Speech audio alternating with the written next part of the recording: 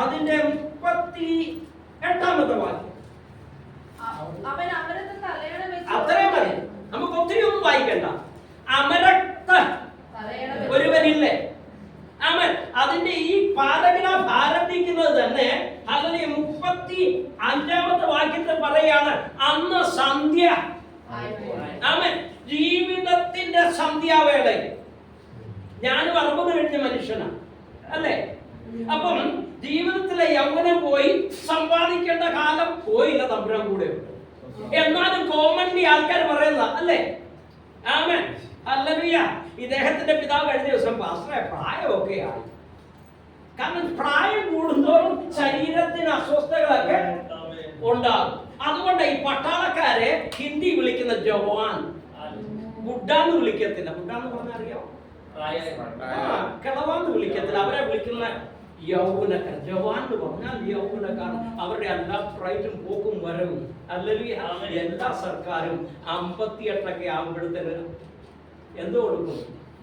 റീടയർമെന്റ്, അല്ലെ? ഈ ടയറിന് രണ്ടാമത് അങ്ങനെ പറയാം, അല്ലെ? അപ്പം ഈ നിന്റെ പണിയൊക്കെ ബോധിച്ച് ഇനി വീട്ടിൽ പോയി ഇരുന്നു. ജീവിതത്തിൽ, നമ്മുടെ ജീവിതത്തിൽ നാം ഒരു പ്രായം കഴിയുമ്പോൾ ഏകദേശം സന്ധ്യക്കുള്ളൊരു പ്രത്യേകത എന്താണെന്നറിയോ? വെളിച്ചം കുറഞ്ഞുകൊണ്ടിരിക്കും, അല്ലെ? പിന്നെ ആരാ കൂടിക്കൊണ്ടിരിക്കുന്നത്? ഇരുട്ടിങ്ങനെ കൂടിക്കൊണ്ടിരിക്കും. അതല്ല, ഇവിടെ നമ്മുടെ ജീവിതത്തിലും പലവിധമായ ഇരുട്ട് വർദ്ധിച്ചു വരിക, കാഴ്ച കുറഞ്ഞു വരിക, അല്ലെ? ഇരുട്ട് കൂടുമ്പോഴത്തേന് സ്പെസിഫിക് ആയിട്ട് വ്യക്തമായ തെളിഞ്ഞ് പലതും കാണാൻ കഴിയത്തില്ല. എന്താകും, എങ്ങനെയാകും? ഇരുട്ടത്ത് തപ്പിത്തടയും, ഇരുട്ടത്ത് തട്ടി ഇല്ലേ? ഹല്ലേലൂയ. നാം ജീവിതത്തിൽ വായിക്കുന്നത് ഇതിന്റെ എല്ലാം മധ്യത്തിൽ യേശു ഉണ്ട്. ആ വാക്യം നിങ്ങൾ മറക്കരുത്. നമ്മുടെ ജീവിതത്തിൽ പറയുന്നത് സന്ധ്യ. ഇനി നമുക്ക് എക്സ്പെക്ടേഷൻ എന്തുവാ? ഇരുട്ടിന്റെ കഠോരത കൂടിക്കൊണ്ടിരിക്കും. ഹല്ലേലൂയ. ജീവിതത്തിൽ ഓടി അധ്വാനിച്ച് 50, 60, 65, 70 ഒക്കെ ആയി കഴിഞ്ഞപ്പോഴത്തേന് പ്രതീക്ഷകൾ നഷ്ടപ്പെട്ടു, അല്ലേ? ആമേൻ. പക്ഷിയുടെ ഇതിന്റെ പറഞ്ഞാൽ ചേക്കേറുന്ന സമയം, എവിടെയും പോയി അടങ്ങി ഒതുങ്ങി കിളിക്കൂട്ടിലിരിക്കുന്ന സമയം. ജീവിതത്തിൽ ഇനി ഒന്നുമില്ലല്ലോ, ഇനി ഒന്നും നേടാൻ ഒക്കത്തില്ലല്ലോ, ഇനി എന്താകും? ഇനി വിശ്രമത്തിന്റെ ദിനങ്ങളാണല്ലോ ഈ സഹോദരന്മാർക്ക്. വേദപുസ്തകത്തില് അതിന്റെ അങ്ങോട്ടൊന്ന് വായിച്ചു ആ ഭാഗ്യം. അത് നമുക്ക് ഒരു അല്പസമയം സ്റ്റഡി ചെയ്തൊന്ന് വായിക്കാം. വായിച്ചു. അന്ന് സന്ധ്യ ആയപ്പോൾ അവരോട് പറഞ്ഞു. അവർ പുരുഷാരത്തെ വിട്ട് താൻ പടകിൽ ഇരുന്ന പാടെ അവനെ കൊണ്ടുപോയി. മറ്റ് ചെറുപടകുകളും കൂടെ ഉണ്ടായിരുന്നു. അപ്പോൾ വലിയ ചുഴലിക്കാറ്റ്. വലിയ എപ്പോഴാ ഈ മെളി പറഞ്ഞത്? ഇവർ കരയിലാണോ? സന്ധ്യയായി, നിലം തൊടാനില്ല. ഇവരീ ഹല്ലേലൂയ ഓളങ്ങളുടെ മീതെ അക്കരയ്ക്ക് യാത്ര ചെയ്യുന്ന സിയോൻ സഞ്ചാരികളാണ് നമ്മളെ, അല്ലേ? ഇങ്ങനെ യാത്ര ചെയ്യുമ്പോഴത്തേന് അവിടെ കാറ്റടിച്ചു. എന്തോ കാറ്റാ? ആ കാറ്റിന് പ്രത്യേകത എഴുതി വെച്ചിരിക്കുക. ഹല്ലേലൂയ. വട്ടം കറക്കുന്ന കാറ്റ്, അതല്ലേ ചുഴലിക്കാറ്റ്. നമ്മുടെ ഈ സന്ധ്യാവേളയത്തിൽ പല പ്രശ്നങ്ങൾ, ചോദ്യചിഹ്നങ്ങൾ, ഇല്ലായ്മകൾ, കുറവുകൾ, ഹല്ലേലൂയ, ഈ ഗബറാഹട്ട് എന്തോ പറയുന്നത്, നമ്മുടെ ഇതിൽ അപ്സെറ്റ്, അതിന് ഭാരങ്ങളൊക്കെ നമ്മളെ എന്ത് ചെയ്യുക? പറഞ്ഞേ വട്ടം കറക്കുക. ഹല്ലേലൂയ.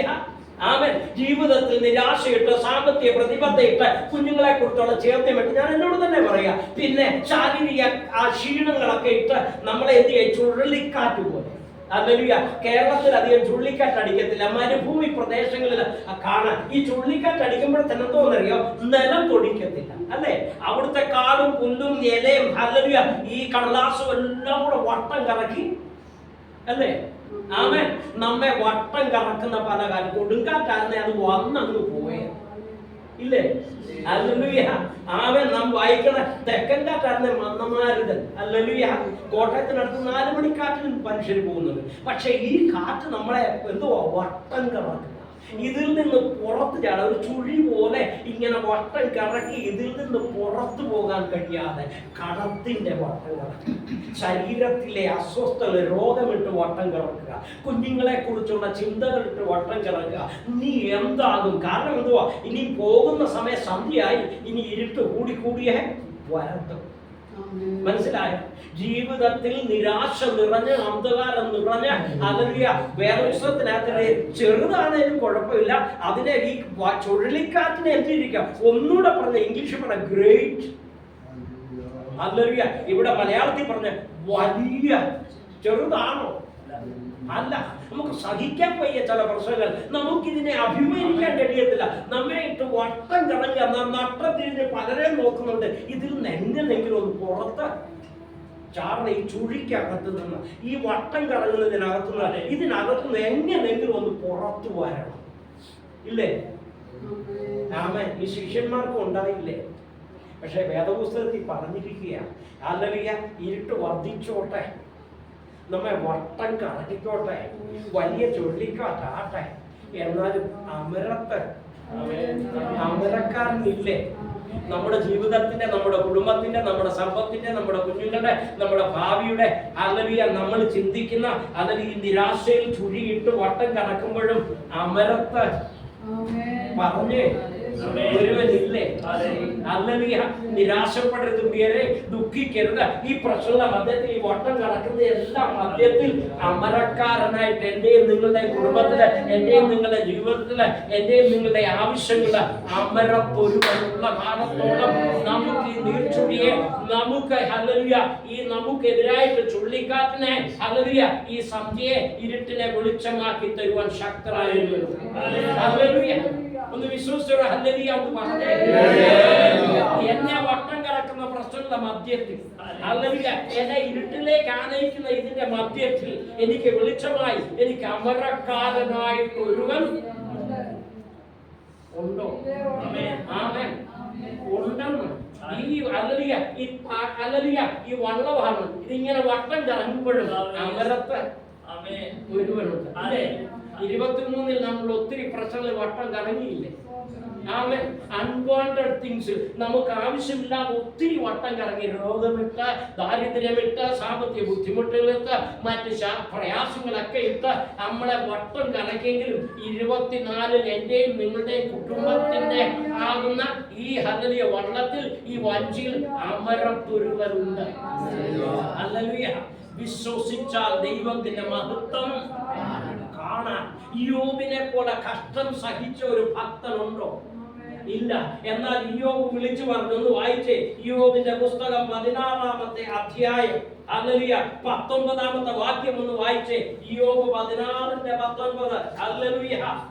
ആമേൻ. പെട്ടെന്ന് ഒന്ന് വായിച്ചേ. ഇപ്പോഴും എന്റെ സാക്ഷി സ്വർഗ്ഗത്തിലും എന്റെ ജാമ്യക്കാരൻ ഉയരത്തിലുണ്ടെന്ന്. ഹല്ലേലൂയ. എപ്പോഴാ? അതിൽ തുടക്കം തന്നെ. ഇപ്പോഴും എനിക്കൊരു ജാമ്യക്കാരൻ സ്വർഗത്തില് ഉണ്ട്. ഈ യോബിന്റെ ജീവിതത്തിൽ വന്ന കഷ്ടതയെ എണ്ണി എണ്ണി പറഞ്ഞാൽ തീരുവോ? ആമേൻ. ഹല്ലേലൂയ. സകല സമ്പത്തും നശിച്ച്, ശരീരത്തിലെ ആരോഗ്യസ്ഥിതി മോശമായി, ഹല്ലേലൂയ ശരീരത്തിൽ മുഴുവൻ പരുക്കളും വ്രണങ്ങളാലും ബാധിച്ച്, ഹല്ലേലൂയ ഒന്നുമില്ലാത്ത ശൂന്യനായി രട്ടിലും വെണ്ണീരിലും ഇരുന്നു. സ്വന്തം ഭാര്യ പോലും പറഞ്ഞില്ലേ, നീ നിന്റെ ഭക്തിയെ തള്ളിക്കളയാ. ഹല്ലേലൂയ. അദ്ദേഹത്തെ ആശ്വസിപ്പിക്കാൻ വന്ന 4 ഭക്തന്മാരും വിളിച്ചു പറഞ്ഞ എന്തുവാ? ഹല്ലേലൂയ. കാരണം കൂടാതെ ശാപം പറ്റത്തില്ല. ഇതെന്തോ ഇതിന്റെ പുറകിലുണ്ടെന്ന് ആശ്വസിക്കാൻ വന്നവരും ആശ്വസിപ്പിച്ചോ? ഇല്ല. ബുദ്ധിമുട്ടിക്കുന്ന ആശ്വാസകന്മാരുള്ളപ്പോഴും ഇതെല്ലാം സഹിക്കുമ്പോൾ പറയുക, എനിക്കൊരു മധ്യസ്ഥില, ഈ പ്രശ്നങ്ങളൊക്കെ മധ്യത്തിൽ എനിക്കൊരുവനുണ്ട്. അതാണ് നമ്മുടെ എൻകറേജ്മെന്റ്, അതാണ് നമ്മുടെ ശക്തി, അതാണ് നമ്മുടെ ബൂസ്റ്റ്. ഈ അതിനെ അദ്ദേഹം വിളിച്ച് തറൗലി ശക്തിയായി തിറവോടെ പറയുകയാണ്. എന്താ പറഞ്ഞേ? എന്റെ ജാമ്യക്കാരൻ ഉണ്ടെന്ന്. ഹല്ലേലൂയ. ആ ശരീരത്തെ നോക്കി, എംറ്റി പോക്കറ്റിനെ നോക്കി, ഹല്ലേലൂയ മുഴുവൻ വട്ടം കറക്കുന്ന ഈ ചുഴി എല്ലാം നോക്കിയിട്ട് പറയും, ഇതിന്റെ മധ്യത്തിൽ എനിക്കൊരുവൻ ഉണ്ടെന്ന്. ഈ ദാവീദിന്റെ ഹല്ലേലൂയ ഈ ദാനിയേലിന്റെ ചിത്രം നമുക്ക് വേണ്ടി വരച്ചു വെച്ചത് എന്തിനാ? ഈ ഹല്ലേലൂയ ദൈവത്തിന്റെ ഭക്തനായ ഇയ്യോബിന്റെ ചിത്രം നാം ബലപ്പെടണം. ഹല്ലേലൂയ. അവൻ ജാമ്യക്കാരനുണ്ടെങ്കിൽ നമ്മുടെ തീരാത്ത പ്രശ്നങ്ങളുടെ മധ്യത്തിൽ, നമ്മുടെ തകരുന്ന പ്രശ്നങ്ങളുടെ മധ്യത്തിൽ ഹല്ലേലൂയ അവൻ ഒരു ന്യായാധിപനായിട്ടുമുണ്ട്. നാം വേദപുസ്തകത്തിൽ വായിക്കുമ്പോൾ പിന്നെ വീട്ടിൽ പോയി വായിച്ചാൽ മതി. ഹല്ലേലൂയ. യോഹന്നാന്റെ സുവിശേഷം 8-ാം അധ്യായത്തിൽ ഹല്ലേലൂയ വ്യഭിചാരത്തിൽ പിടിച്ച ഒരു സ്ത്രീയെ കല്ലെറിയുവാനായിട്ട് കൊണ്ടുവന്ന ഒരു ഹല്ലേലൂയ വ്യക്തമായ ചിത്രം അവിടെ എഴുതി വെച്ചിട്ടുണ്ട്. ഹല്ലേലൂയ. അവരെല്ലാം കൂടെ വലിയവര് തൊട്ട് ചെറിയവര് വരെ കല്ലുമായിട്ട് കൊണ്ടുവന്നു. ഈശോയുടെ പാദപീഠത്തിൽ ഈ സ്ത്രീ വന്ന് അവിടെ ഇരുന്നു. ഹല്ലേലൂയ. അവളുടെ ജീവിതത്തിൽ ഒരു ഫുൾ സ്റ്റോപ്പിന്റെ സകലവും തീർന്നൊരു സമയമല്ലായിരുന്നു. ആമേൻ. സകല മനുഷ്യരും ഹല്ലേലൂയ. എന്നിട്ട് അവര് ആ ഒരൊറ്റ ചോദ്യം, ഞങ്ങളുടെ നിയമം പറയുന്നു, ന്യായപ്രമാണം പറയുന്നു, ഇങ്ങനെയുള്ളവളെ കല്ലെറിഞ്ഞു കൊല്ലണം. യേശു പറഞ്ഞ മറുപടി എന്തോ? ഹല്ലേലൂയ. നിങ്ങളിൽ പാപമില്ലാത്ത ഈ സ്ത്രീയുടെ ജീവിതത്തിൽ സകലവും തീർന്നു. ഇനി അവളുടെ എല്ലുകളെല്ലാം പൊടിഞ്ഞ് അല്ലെങ്കിൽ ഒരു അസ്ഥി കൂമ്പാരമായി, ഒരു കല്ല് കൂമ്പാരമായിട്ട് അവൾ തീരുമെന്ന് പറഞ്ഞതിന്റെ മധ്യത്തിൽ വേദപുസ്തകത്തിനകത്ത് 8-ാം അധ്യായത്തിൽ വായിക്കാം. ഹല്ലേലൂയ. നടുവിൽ നിർത്തിയെന്നാണ്. ഹല്ലേലൂയ. ഈ പ്രശ്നങ്ങളെല്ലാം നടുവിൽ ആരാ ഉള്ളത്? പറഞ്ഞേ. പല്ല് കടിക്കുന്ന ചെന്നായ്ക്കളെ പോലെ, കടിച്ചു കീറുന്ന ചെന്നായ്ക്കളെ പോലെ ഈ സ്ത്രീക്ക് 4 വശത്ത് നിന്ന് ഇവരെല്ലാം ഇവർക്ക് എതിര് പറയുമ്പോൾ ഇതിന്റെ എല്ലാം മധ്യത്തിൽ ഒരു സമാധാനത്തിന്റെ പ്രഭു ഇല്ലായിരുന്നു. ഹല്ലേലൂയ. ആ യേശുവ് മധ്യസ്ഥനായി നിന്നിട്ട് പറയാം, നിങ്ങളിൽ പാപമില്ലാത്തവരെ വലിയവൻ തൊട്ട് ചെറിയവൻ വരെ പോയില്ലേ? അവളുടെ ജീവിതത്തിൽ നീക്കുപോക്ക് ഉണ്ടായില്ലേ? അതിന് വേദപുസ്തകം പറയുന്ന നീക്കുപോക്ക് യഹോവയ്ക്കുള്ളതാണ്, നമ്മുടെ കയ്യിലാണോ? ഹല്ലേലൂയ. നമുക്ക് കഴിയാത്തത് ഈ സ്ത്രീക്ക് ഒരിക്കലും ചിന്തിക്കാത്തത് ഈ സ്ത്രീയുടെ ജീവിതത്തിൽ ഒരിക്കലും ഹല്ലേലൂയ ഇതിൽ നിന്ന് പുറത്തു വരാൻ കഴിയത്തില്ലെന്ന് പറഞ്ഞെടുത്ത ഒരുവനില്ലായിരുന്നു. അതുകൊണ്ട് 46-ാം സങ്കീർത്തനം 5-ാം വാക്യം വേണ്ട, നമ്മൾ വായിച്ചു. ആരാ? നിങ്ങളുടെ ഏറ്റവും വലിയ പ്രശ്നമുണ്ട്, അതിനെ അങ്ങോട്ട് വെച്ചിട്ട് വരണം. ഇതിന്റെ മധ്യത്തിൽ ഉണ്ട് ഇല്ലേ? യേശുവിന്റെ ഒന്നാമത്തെ അല്ലെങ്കിൽ അത്ഭുതം എന്തോ ആയിരുന്നു? ഇല്ലായ്മയിൽ ഇരിക്കുന്ന ഒരു ഭവനത്തെ, അല്ലേ? യോഹന്നാൻ 2-ാമത്തെ ഇല്ലായ്മ ഉള്ളൊരു ഭവനത്തെ, നിരാശപ്പെടുന്ന ഒരു ഭവനത്തെ, ഹല്ലേലൂയ, അങ്കലാപ്പിലായ ഒരു ഭവനത്തെ, തല താഴ്ത്തേണ്ട ഒരു ഭവനത്തെ, അല്ലേ? മറ്റുള്ളവരുടെ മുമ്പിൽ നാണക്കേട് വരുന്ന വിളിച്ചു വരുത്തിയതാണ്, ഇല്ലേ? ആമേൻ. 7 ദിവസത്തെയാണ് യഹൂദന്റെ ഹല്ലേലൂയ വിവാഹത്തിന്റെ ഉത്സവം, വിവാഹ വിരുന്ന് എന്ന് ന്യായാധിപന്മാരുടെ പുസ്തകത്തിൽ എഴുതി വെച്ചിട്ടുണ്ട്. ഹല്ലേലൂയ. ഇതിനകത്ത് എത്രാമത്തെ ദിവസമാണ് തീർന്നു പോയത്? 3-ാം ദിവസമേ ക്രോസ്. ബാക്കി 4 ദിവസം എന്ത് ചെയ്യും? അപ്സെറ്റായ ഒരു ഭവനത്തെ, നിരാശയ ഒരു ഭവനത്തെ, ഹല്ലേലൂയ വലിയ അങ്കലാപ്പിലായ ഒരു ഭവനത്തെ, അതിന്റെ മധ്യത്തിൽ ഒരുവനില്ലായിരുന്നു. അമ്മ അറിയ ചെന്ന് പറഞ്ഞില്ലേ, അവൻ എന്തെങ്കിലും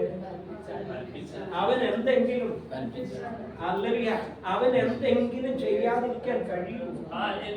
തല ഉൽപ്പിക്കോ? യേശു ഉണ്ടെങ്കിൽ ഈ ഭവനത്തിന്റെ തല ഉലിഞ്ഞോ?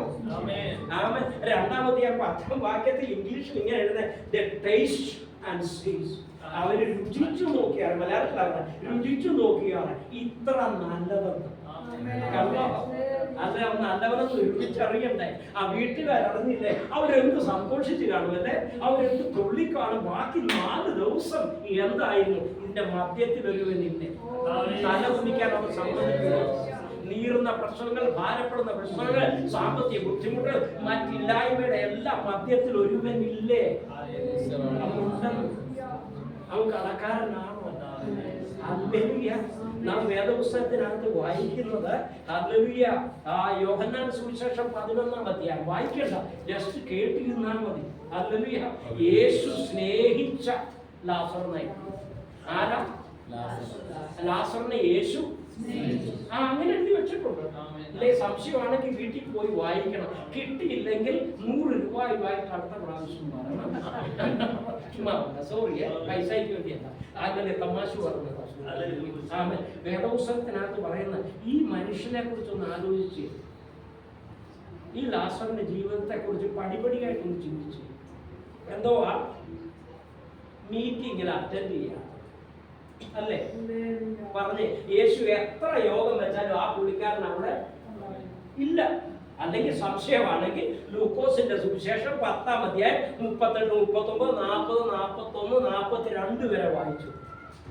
ആബ്സെന്റ് ലാസ്റ്റ്, അല്ലേ?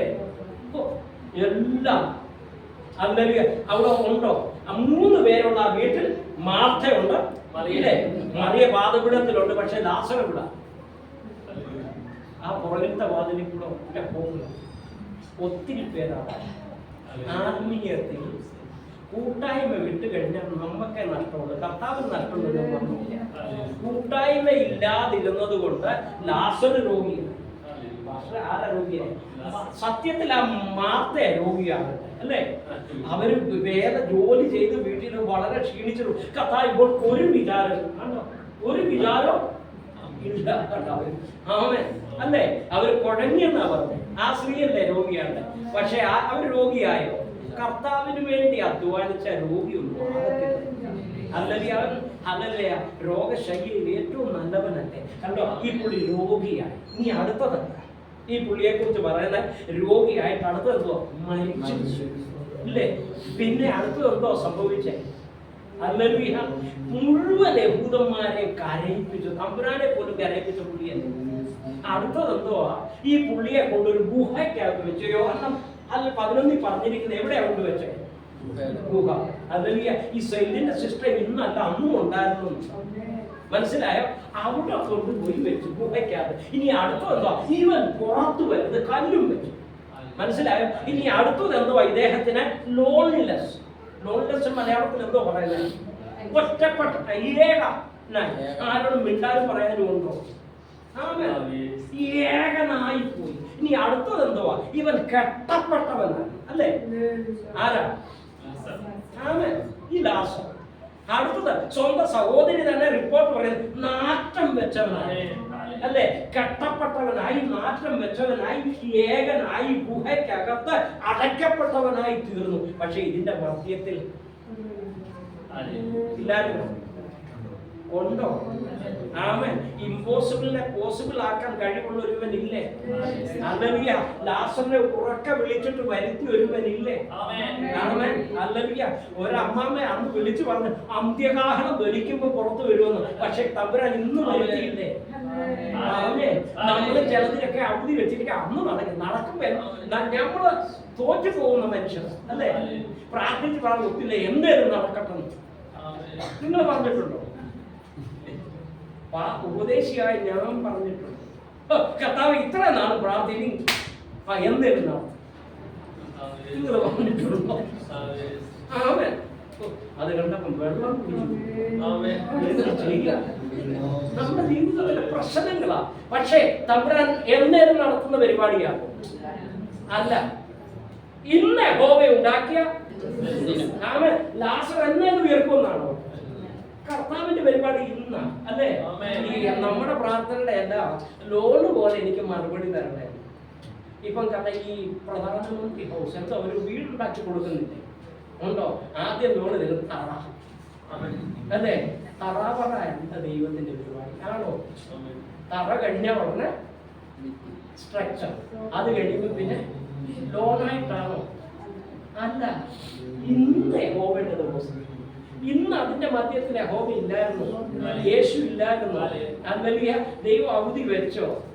ഹല്ലേലൂയ. വിശ്വസിച്ച് മഹത്വം പ്രാപിച്ച് അവിടെ കർത്താവ് ഹല്ലേലൂയ അവരെ പേർക്കൊരു വിളിച്ച് അന്ന് തന്നെ ഒരമ്മ വിളിച്ചവർ അന്ന് കാണാമെന്ന് പറഞ്ഞു പറയാം. ഇന്ന് കണ്ടോ? ഹല്ലേലൂയ. ഇതിന്റെ മധ്യത്തിൽ ദൈവമില്ലേ? ദൈവത്താൽ അസാധ്യം ഉണ്ടോ?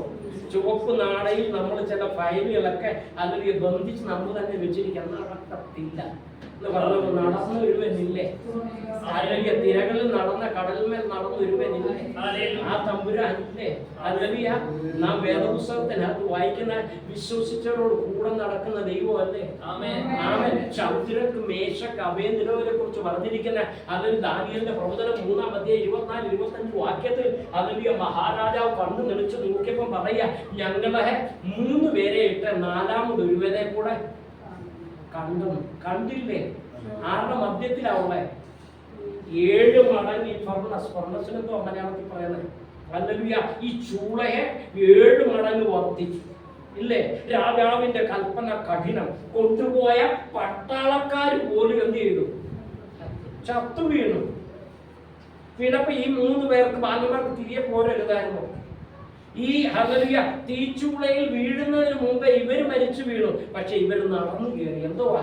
രാജാവ് കാണാത്ത ഒരുവനെ ഈ പ്രതിസന്ധിയിൽ അവർ ഈ ഭടന്മാര് കാണാത്ത ഒരുവനെ അതിന്റെ അകത്ത് ഇവര് കണ്ടു. അവനെ കണ്ടു കഴിഞ്ഞപ്പോഴല്ലോ ആ അത്ഭുതമന്ത്രിയെ കണ്ടപ്പോൾ, ആ വീരണ ദൈവത്തെ കണ്ടപ്പോൾ ഈ പിടിച്ചോണ്ട് പോയ ലൂസായതുപോലെ ഇവരറിഞ്ഞില്ല അല്ലെ? ഒരു രോഗിയോ ഒരു മറ്റു മനുഷ്യനെ പിടിച്ചോണ്ട് പോകുമ്പോൾ അവരുടെ പിടിവിടുമ്പോൾ നമുക്കറിയത്തില്ല. പക്ഷെ ഇവരത് അറിഞ്ഞില്ല. ഇവരെന്ത് ചെയ്തു? ഇവര് കുഴഞ്ഞ് താഴെ വീഴുമ്പോഴും ഈ യൗവനക്കാരൻ നടന്നു ചെല്ലുക. ആ തീക്കകത്ത് ഒരുവനെ ഇവരാദ്യം കണ്ടു കഴിഞ്ഞപ്പോ പറയാ ഇവരുടെ പിടി പോട്ടെന്നേ. അപ്പുറത്തൊരുവനില്ല എത്തിക്കാതെ. എന്റെയും നിങ്ങളുടെയും എരിയുന്ന തീച്ചൂളക്കകത്ത് നാലാമതൊരുവൻ ചന്ദ്രകമേശൻ അഭേദരോട് കൂടെ ഉണ്ടെങ്കിൽ നമ്മുടെ പഠിത്തത്തിൽ, നമ്മുടെ കുഞ്ഞുങ്ങളിൽ, നമ്മുടെ ഭാവിയിൽ, നമ്മുടെ ഇല്ലായ്മയിൽ നാലാമതൊരുവൻ എരിയുന്ന തീച്ചൂളയിലുണ്ട്. അതുകൊണ്ടാണ് 46-ാം സങ്കീർത്തനത്തിലെ 5-ാം വാക്യത്തിൽ നാം കുറിവാക്യമായി വായിച്ചു. എന്തോ വായിച്ചേ? മധ്യത്തിലൂടെ ഈ തീക്ക് അകത്തുണ്ടെന്ന്. ഹല്ലേലൂയ. ഈ കണ്ണുനീരിന്റെ താഴ്വരയിൽ ഉണ്ടെന്ന്. ഈ ഹല്ലേലൂയ സെമിത്തേരിയിൽ അവൻ ഉണ്ടെന്ന്. അസാധ്യങ്ങളെ സാധ്യമാക്കുന്ന ഒരുവൻ ഉണ്ടെന്ന്. എന്നിട്ട് ഹല്ലേലൂയ വേദപുസ്തകത്തിനകത്ത് വീണ്ടും പറയുകയാണ് അമരത്തൊരുവൻ ഇല്ലേ? അതുകൊണ്ട് അച്ഛന്റെ ഒരു പാട്ട് നമുക്ക് ചെറുതായിട്ടൊന്ന് പറയാം. ഒരു മഴയും തോരാ പറഞ്ഞേ, അടങ്ങാതിരുന്നിട്ടില്ല, ഒരു രാവും പുലരാതിരുന്നിട്ടില്ല, ഒരു നാവും കുറയാതിരുന്നിട്ടില്ല.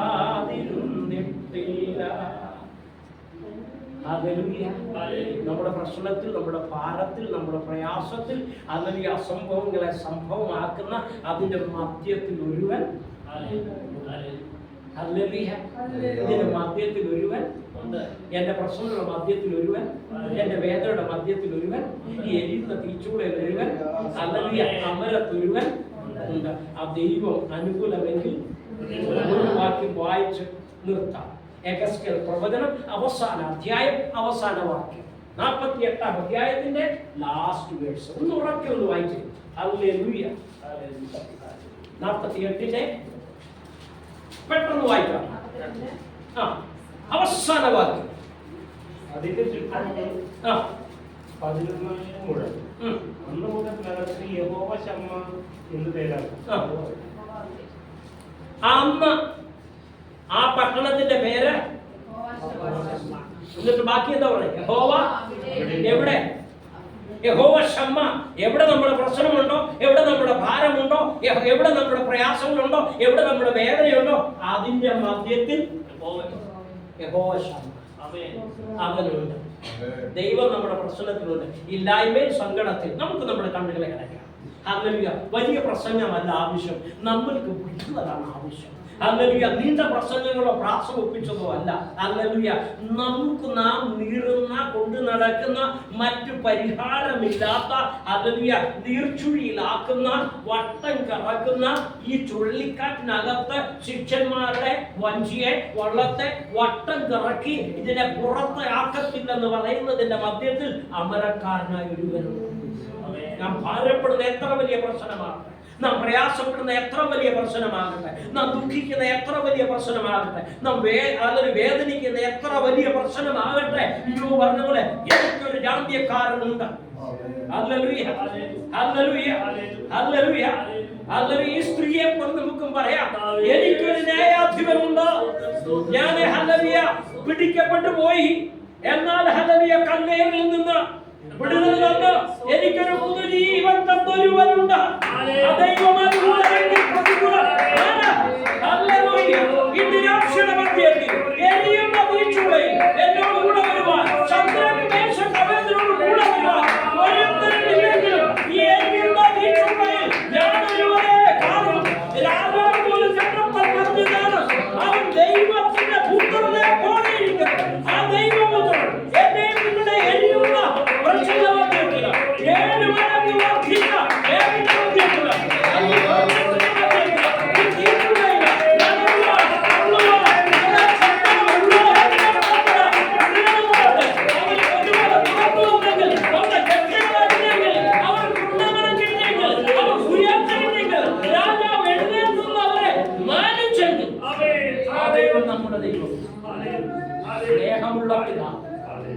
കണ്ണുനീരോടെ ഞങ്ങളുടെ പാതയുടെ വരുന്നു.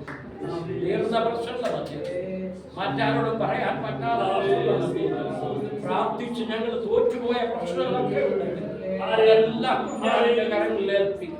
ഞങ്ങളുടെ പ്രശ്നങ്ങളുടെ മധ്യത്തിൽ, വേദനയുടെ മധ്യത്തിൽ, നിരാശയുടെ മധ്യത്തിൽ, ദുഃഖത്തിന്റെ മധ്യത്തിൽ, ഇല്ലായ്മയുടെ മധ്യത്തിൽ ഒരുവനുണ്ട്. ആ മധ്യസ്ഥനായ യേശുവിന്റെ കരങ്ങളിൽ മനുഷ്യർക്കും ദൈവത്തിനും മധ്യസ്ഥനായ യേശു, നല്ല പ്രശ്നങ്ങൾക്ക് മധ്യസ്ഥനായ യേശു, ഞങ്ങളുടെ വേദനയെ മാറ്റുന്ന മധ്യത്തിലുള്ള യേശു, നല്ല കുടുംബത്തിലെ തീരാത്ത പ്രശ്നങ്ങളെ ഞങ്ങളുടെ കുഞ്ഞിനെ കുറിച്ചുള്ള പ്രശ്നങ്ങളുടെ മധ്യത്തിൽ യേശുവിന്റെ മുമ്പിൽ ഭൂമിക്കും ആകാശത്തിനും മധ്യേ രണ്ട് കള്ളന്മാരുടെ മധ്യേ ക്രൂശിക്കപ്പെട്ട ഒരു മധ്യസ്ഥൻ ഞങ്ങളുടെ ആ ദൈവത്തിന്റെ കരങ്ങളിൽ ഞങ്ങളെ സമർപ്പിക്കുന്നു. സഭയെ സ്വീകരിക്കുന്നു യേശുവിന്റെ നാമത്തിൽ.